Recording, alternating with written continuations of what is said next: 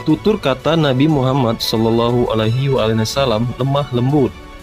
Mana ada orang Arab tulen yang begitu? Muhammad Shallallahu Alaihi Wasallam suka bertapa atau halwat. Bangsa Arab tulen tak punya tradisi ini. Bertapa itu khas Jawa.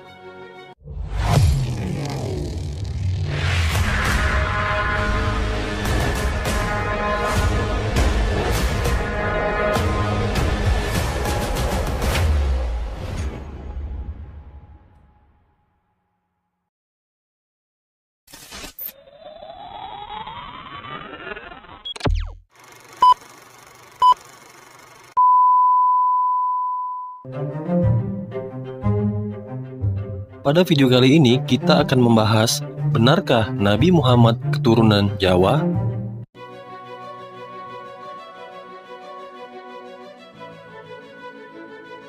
Muhammad Shallallahu Alaihi Wasallam layak diduga sebagai seorang Arab Jawa, bukan Arab tulen. Muhammad Shallallahu Alaihi Wasallam menolak digambarkan wajahnya demi menghindari kontroversi pada masa setelah ia wafat. Kontroversi itu terutama mengenai ciri fisik Muhammad Shallallahu Alaihi Wasallam yang layak diduga tidak persis Arab tulen. Cara berjalan Nabi Muhammad tidak menunjukkan ciri gestur Arab tulen yang mendongak kepala dan jumawa. Cara berjalan Nabi Muhammad ialah melangkah santun dan seperti menuruni ketinggian bukit, tawadlu. Cara berjalan Nabi Muhammad Shallallahu Alaihi Wasallam adalah berat badan atas condong ke depan atau membungkuk, dan kaki kuat berkuda-kuda. Tutur kata Nabi Muhammad Shallallahu Alaihi Wasallam lemah lembut. Mana ada orang Arab tulen yang begitu, terutama pada masa itu. Tutur kata lemah lembut ini khas Jawa, berbeda jauh dari style Arab yang suka berbicara kasar dan meledak-ledak. Gestur dan tutur kata Nabi Muhammad menjadi magnet sehingga kehadirannya menyorot perhatian Arab tulen. Muhammad Shallallahu Alaihi Wasallam suka bertapa atau halwat. Bangsa Arab tulen tak punya tradisi ini. Bertapa itu khas Jawa. Ibunda Nabi Muhammad bernama Siti Aminah. Belum ada studi dari penelitian memadai mengenai sang ibu. MN Kamba mengkonfirmasi bahwa tidak ada nama Siti di masyarakat Arab tulen. Siti bukan bahasa Arab. Muhammad Shallallahu Alaihi Wasallam berasal dari garis silsilah Ibrahim alaihissalam, dari Siti Hajar. Hajar juga bukan bahasa Arab. Siti Hajar layak diduga bukan Arab tulen, melainkan imigran. Kalau bukan dari Klaten, ia dari Solo. Siti Hajar didatangkan untuk diperistri dan penghibur atas hati Ibrahim yang gundah, bukan Arab tulen. Siti dan Hajar adalah bahasa Jawa. Siti sama dengan tanah, sama dengan bumi. Hajar sama dengan ajar, sama dengan mengajar, tulen Jawa. Nabi Muhammad tidak dididik dengan Al-Quran dan hadis. Dia hanif hingga 40 tahun, tidak sholat hingga 53 tahun. Tidak ada satupun nabi dan rasul di muka bumi ini yang dididik dengan Al-Quran dan hadis. Al-Quran adalah konfirmasi terakhir setelah membaca ayat kauniyah, alam semesta dan dirimu sendiri. Nabi Muhammad pernah berkata, "Ana Arab bila ain." Aku Arab tanpa ain, bukan Arab tulen, tapi Gusti dari Arab. Banyak pendapat yang menyatakan tentang genealogi Nabi besar Muhammad Shallallahu Alaihi Wasallam, dan salah satunya menyatakan bahwa Nabi Muhammad merupakan seorang muarobin, seperti pendapat dari Miftahul Lutfi. Nabi Muhammad yaitu orang keturunan Indonesia yang hidup di daerah Timur Tengah. Jika benar pendapat ini, maka suatu anugerah yang besar buat bangsa Indonesia.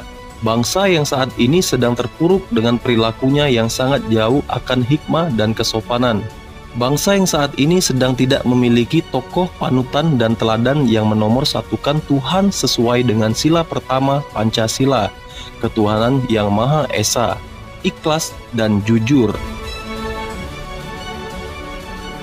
Dengan adanya pendapat seperti ini, maka diharapkan adanya perubahan perilaku dan semangat kembali mempelajari suri tauladan manusia agung tersebut, berupa hadis dan sejarahnya yang selama ini banyak ditinggalkan masyarakat Indonesia. Seperti kata budayawan M.H. Ainun Najib yang menyoroti dan menyimak tentang Nabi Muhammad SAW. Jika membicarakan tentang garis keturunan Nabi Muhammad SAW, maka tidak akan jauh pembicaraannya dengan Ibunda Siti Hajar dan Nabi Ismail alaihissalam. Dan perlu diketahui pula bahwa nama Ismail merupakan bahasa Ibrani atau Yahudi, bukan asli bahasa Arab yang artinya hamba Tuhan. Ibunda Siti Hajar sebelum dinikahi oleh Nabi Ibrahim alaihissalam adalah budak yang utama dari Fir'aun Khufu, raja Mesir kuno yang mengangkat dirinya sebagai Tuhan dan mengaku sebagai keturunan Ra dan Osiris dewa matahari dan bulan bangsa Mesir kuno. Fir'aun Khufu menganggap dirinya pantas menjadi Tuhan karena selama hidupnya tidak pernah sakit secara kasat mata, semacam pilek dan batuk dan sebagainya. Berumur panjang, konon sampai 600 tahun, mempunyai kekuasaan yang absolut dan mutlak.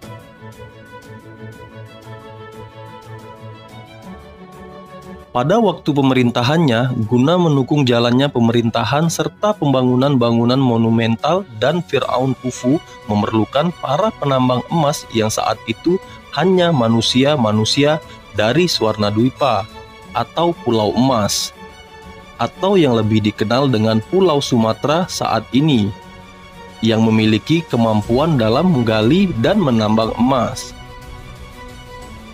Fir'aun Khufu sudah mengetahui sepak terjang para penambang tersebut ketika mereka menggali dan menambang emas di bagian tengah dan selatan benua Afrika. Guna menunjang keinginan tersebut, maka Fir'aun Khufu mengundang para penambang-penambang emas tersebut di bawah pimpinan yaitu kakek dari ayahanda Ibunda Siti Hajar. Beliau merupakan kepala ekspatriat dari Swarnadwipa yang didatangkan oleh Fir'aun Khufu. Seiring dengan banyaknya tambang emas baru yang ditemukan, maka banyak pula bertambah para imigran dari daratan Swarnadwipa yang menjadi penambang emas di negeri Mesir dan sudah diakui menjadi kelompok masyarakat tertentu di negeri Mesir. Semakin absolutnya kekuasaan Fir'aun Khufu, maka semakin pula dia berbuat semena-mena, termasuk salah satunya adalah dia banyak meniduri para perawan dari rakyatnya. Tidak terkecuali dia tertarik oleh kecantikan Siti Hajar meskipun beliau merupakan putri ekspatriat penambang emas yang terkemuka. Munculnya penyakit Raja Singa ini pertama kali yang mengidapnya adalah Fir'aun Khufu, dikarenakan hobinya yang menyimpang. Di samping itu pula, ketika si Fir'aun Khufu setelah meniduri perawan rakyatnya, maka dia akan menyunat perempuan tersebut.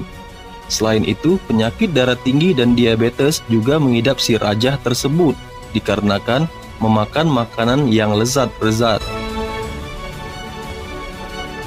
Hal tersebut banyak merisaukan ayahanda Siti Hajar. Oleh karena itu, suatu ketika ayahanda Siti Hajar menawarkan kepada Fir'aun agar Siti Hajar dianggap sebagai keluarganya, agar Ibunda Siti Hajar tidak ditiduri oleh Fir'aun Khufu. Dengan catatan ayahanda Siti Hajar menyetorkan emas lebih banyak dan banyak menemukan tambang emas lagi. Pada saat itu, para permaisuri Fir'aun banyak yang menolak status Ibunda Siti Hajar yang merupakan keturunan luar bangsa Mesir. Dan pada akhirnya, agar membedakan status Ibunda Siti Hajar dengan para permaisuri, maka telinga Ibunda Siti Hajar ditindik atau diberikan anting-anting. Maka anting-anting ini merupakan bentuk aksesoris Ibunda Hajar yang pertama di dunia. Di samping itu, beliau pula yang mengenalkan sabuk untuk mengikat pinggang. Waktu pun berlalu hingga kedatangan khalifah dagang yang dipimpin oleh Nabi Ibrahim, hingga si Fir'aun Khufu tertarik akan kecantikan Ibunda Sarah dan diboyonglah Ibunda Sarah ke istana Fir'aun. Dan ketika akan ditiduri Fir'aun Khufu, tidak sanggup menggerakkan badannya karena takut akan ketinggian ilmu Ibunda Sarah. Maka Fir'aun pun melepaskan Ibunda Sarah dan memberikan salah satu anggota keluarganya sebagai pembantu Ibunda Sarah, yaitu Ibunda Hajar.